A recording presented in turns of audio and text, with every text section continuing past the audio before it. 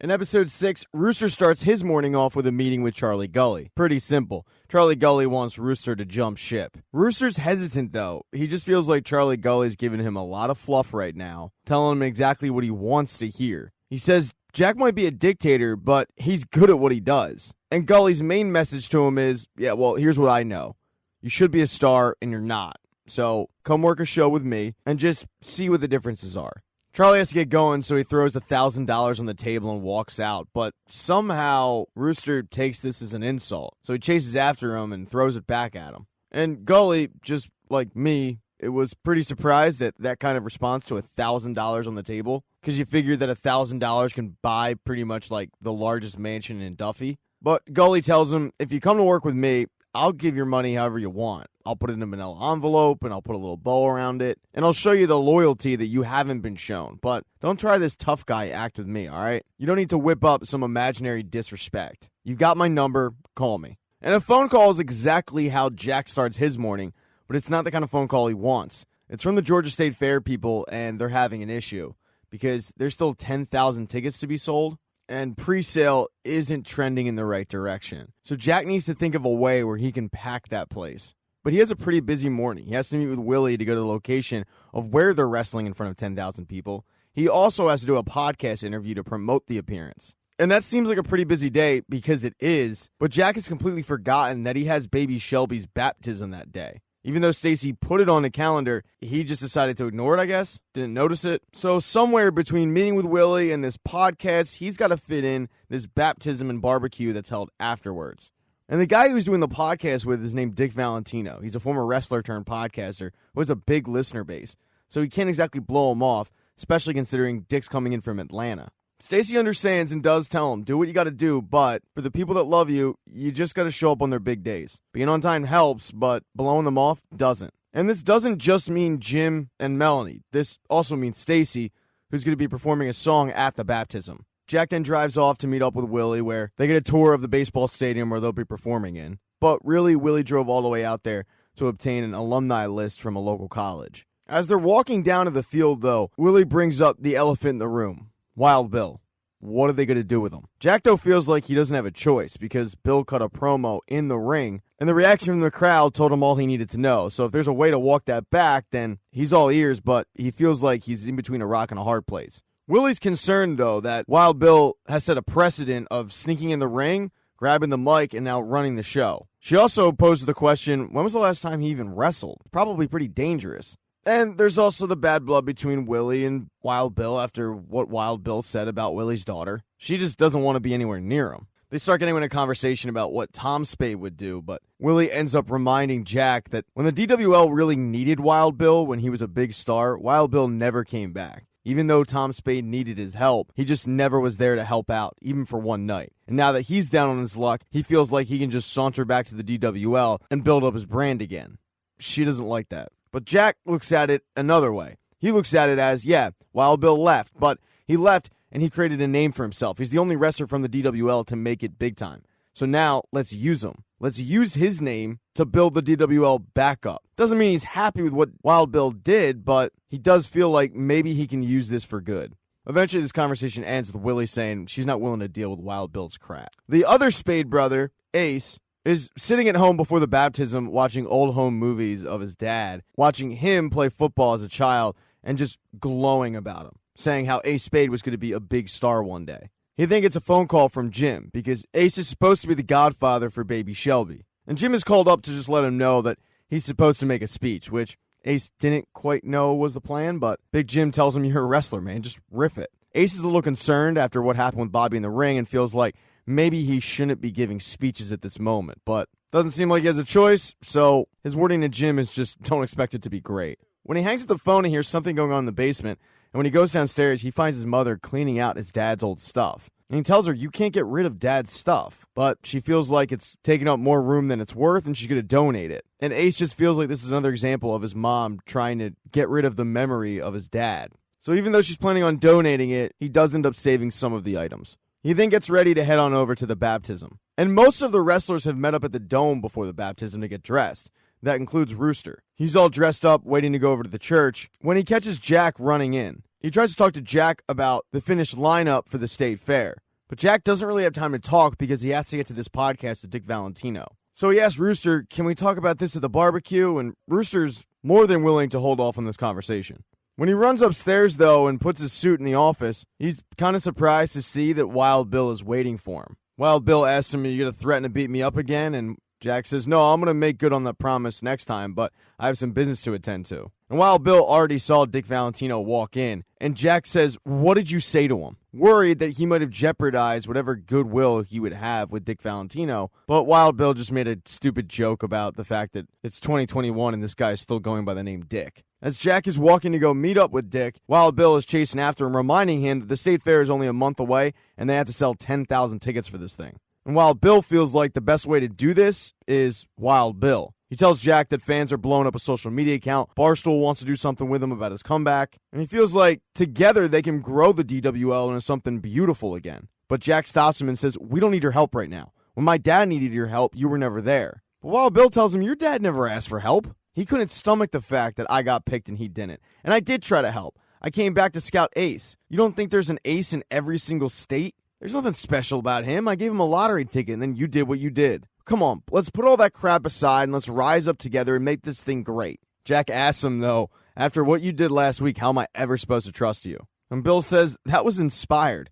Without me, there's nothing to talk about. Look, the fact is, there's a year's worth of promotion and prep to put this thing forward. And Jack tells him, I'm promoting it just fine. And Bill says, with Dickie Valentino's podcast? That guy's a snake. Watch your back is all. But Jack tells him there'll be no talking about the state fair until you talk to Willie. And Bill can't believe the issues with Willie are still a thing. Jack then meets up with Dick Valentino. They head to his office to record this podcast. This is supposed to be about the DWL and rising up in the state fair. And it does start out like that. But it's more to do with what's the main event at the state fair. And whether or not Wild Bill will be a part of it, which Jack isn't willing to answer. Jack basically just says that everything's on the table right now. And Dick Valentino kind of throws his hands up because he's like, well, we're supposed to promote this state fair, yet what exactly are we promoting? I mean, what's the draw? What's the main event that are going to get people to come out? And Jack tells him, well, I'm the champion, so I'll at least be in the main event. But even though this podcast is supposed to be about talking about the DWL, along with the state fair, Dick Valentino starts talking about the screw job with Ace, and then it goes into Tom Spade killing himself. And that's just a topic that Jack isn't willing to talk about. Even though Dick Valentino tells him that his listeners will be interested in it, Jack isn't. So he walks out of the interview, and he goes to get dressed and head over to the baptism. And the baptism has already started. As Willie was walking in, she was stopped by Crystal because, just like Rooster, Crystal is curious of whether Jack has finalized the show for the state fair. Tells Willie, yeah, I know I'm supposed to talk to Jack, but, I just feel like after what happened with Bobby, I don't really have a place. And Willie's pretty blunt with her, saying, well, I guess you just answered your own question. I mean, whose fault is that? You decided to go off script and ad-lib. Crystal tells her that she never expected Bobby to get hurt, but Willie says, I know we're supposed to stick up for each other because we're women in this hard industry, but you decided you didn't like what was written, so you decided to change it. There's blood on your hands. And by the way, you should know by now we all answer to Jack Spade. So unfortunately for Crystal, if she wants an answer to this, she's going to have to go to Jack because Willie is not helping out. The baptism goes off without a hitch. Stacy's song is great. Ace makes a wonderful speech. Really, the only problem is the fact that Jack showed up late and missed most of it. And that does not sit well with Stacy at all. After the baptism, there's the barbecue. The rest of the DWL has split up a little bit. Crystal and Bobby are sitting down on the couch talking. And after the conversation that she had with Willie, Crystal feels like she is at fault for what happened to Bobby. So she apologizes. But Bobby says, you have nothing to be sorry for. He explains how if you want to get in the ring with the big boys, you got to know the consequences. And she says, no, I shouldn't have lit the match. And Bobby says, no, you shouldn't be a valet. Deep down, you're a wrestler. And Crystal says, well, Jack and Willie don't think so. And Bobby gives her some advice from his mom. You don't have to accept somebody else's view of you.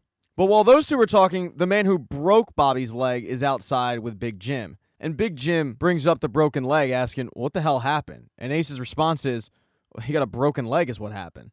And Big Jim's a little taken aback by this because he's known Ace since they were kids. So he says, he's a good dude. Have you apologized to him? And that dude got really messed up. And I know that Jack didn't write that in the script. And Jim is right. So the first chance he gets, Ace tries to help Bobby out. And it's when Bobby's trying to get some food. He starts walking Bobby's food to the table. And that's when he finally apologizes for breaking Bobby's leg. And Bobby takes it just as you would expect Bobby to take it. He says, no worries, man. The two get interrupted by Crystal, and Crystal tells Ace that his speech about the baby was really nice. And this is the first time the trio has talked since Ace broke Bobby's leg, so as you can imagine, it's a little bit awkward. And then there's Rooster, who finally catches up with Jack to talk about the main event, but Jack kind of blows him off, saying, Rooster, I feel like we're having the same conversation every week with you. And Rooster, who suddenly has options, looks at Jack and says, you think that, but no, it's not the same conversation, and walks off. And as he's driving home that night, he calls up Charlie Gully and says, I'm in. So Rooster is leaving the DWL.